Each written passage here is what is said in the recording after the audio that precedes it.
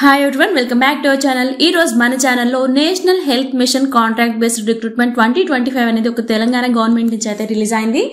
So దానికోసం మీరు ఎలా క్వాలిఫై అవుతారు అండ్ క్వాలిఫికేషన్స్ ఏం ఉండాలి, ఈ డీటెయిల్స్ అన్ని క్లియర్ గా చూద్దాం. అండ్ వీడియోలోకి వెళ్లే ముందు మన నుండి చిన్న రిక్వెస్ట్ అండి. చాలా మంది మన వీడియో చూస్తున్నారు కానీ ఛానల్ ని సబ్స్క్రైబ్ చేసుకోవడం మర్చిపోతున్నారు. సో వీడియో చూసిన వెంటనే వీడియోకి ఒక లైక్ చేసి ఛానల్ ని సబ్స్క్రైబ్ చేసుకోండి.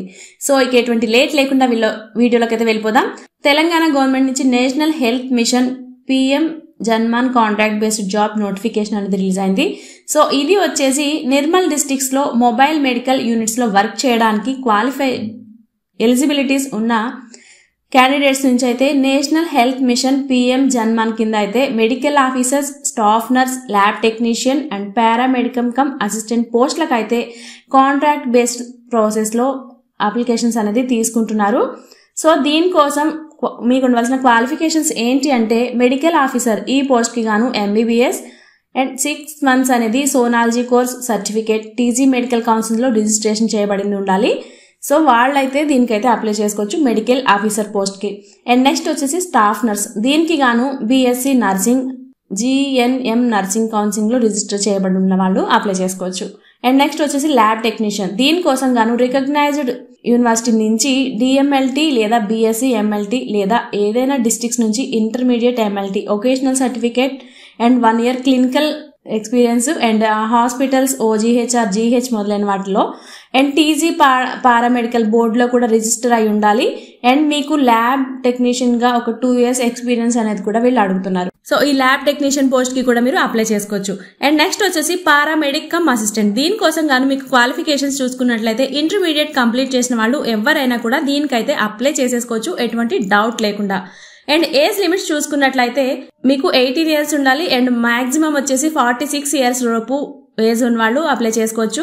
అండ్ మీకు 46 years అనేది 2025 June 1st నాటికి అయితే కౌంట్ చేస్తారు.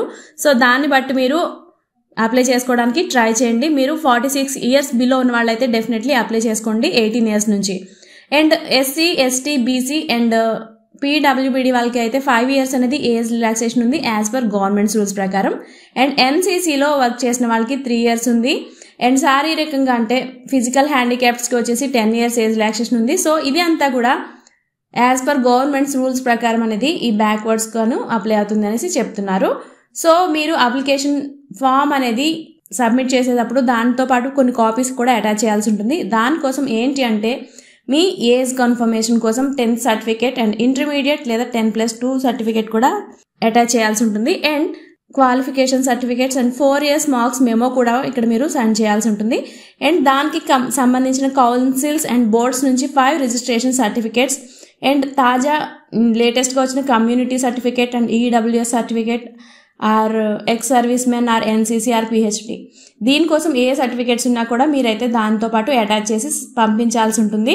అండ్ నెక్స్ట్ చూసుకున్నట్లయితే 1 to 7th వరకు ప్రైవేట్ లో తహసీల్దార్ MRO నుంచి అయితే చదువుకున్న సర్టిఫికేట్ అండ్ మీ నేటివ్ సర్టిఫికేట్ కూడా సెండ్ చేయాల్సి ఉంటుంది. అండ్ PH కోటా కింద రిజర్వేషన్ క్లైమ్ అయితే వాళ్ళకి సంబంధించిన PH సర్టిఫికేట్ కూడా సెండ్ చేయాలి. నెక్స్ట్ వచ్చేసి ex service men quota claim చేసే వాళ్ళైతే దానికి సంబంధించిన మెడికల్ కౌన్సిలింగ్ లేదా నర్సింగ్ కౌన్సిలింగ్ లేదా పారా నుంచి అయితే రిజిస్ట్రేషన్ సర్టిఫికేట్ కూడా అటాచ్ చేయాల్సి ఉంటుంది. అండ్ నెక్స్ట్ వచ్చేసి మెడికల్ బోర్డ్ అండ్ దానికి సంబంధించిన వాళ్ళ సర్టిఫికేట్స్ కూడా ఏమైనా ఉంటే మీరు దాంతో పాటు పంపించాల్సి ఉంటుంది. అండ్ దరఖాస్తు ఫామ్ పై సరిగ్గా మీ ఫోటో అనేది క్లియర్ గా ఉండాలి. అండ్ లేటెస్ట్ గా తీసుకున్న ఫోటో అయితే మీరు దాని మీద అటాచ్ చేయండి. అండ్ ఇన్ టైంలోనే మీరు అప్లికేషన్స్ అనేది సెండ్ చేయాల్సి ఉంటుంది. అండ్ డేట్ తర్వాత పంపించిన అప్లికేషన్స్ కూడా వాళ్ళు తీసుకోరు. అండ్ మీరు ఇన్కంప్లీట్ గా పంపించిన సర్టిఫికేట్స్ అది ఇన్ టైంలో అయినా సరే అవి రిజెక్ట్ చేస్తారు. సో ఈ ఇన్ఫర్మేషన్ మీకు అయితే యూజ్ అవుతుంది అనుకుంటున్నాను. అండ్ మీ ఫ్రెండ్స్లో కూడా ఎవరైనా జాబ్స్ కోసం వెయిట్ చేస్తున్నట్లయితే వాళ్ళకి కూడా ఈ వీడియోని షేర్ చేయండి. అండ్ ఇలాంటి మంచి మంచి జాబ్ అప్డేట్స్ కోసం మన ఛానల్ని సబ్స్క్రైబ్ చేసుకోండి. Thanks for watching.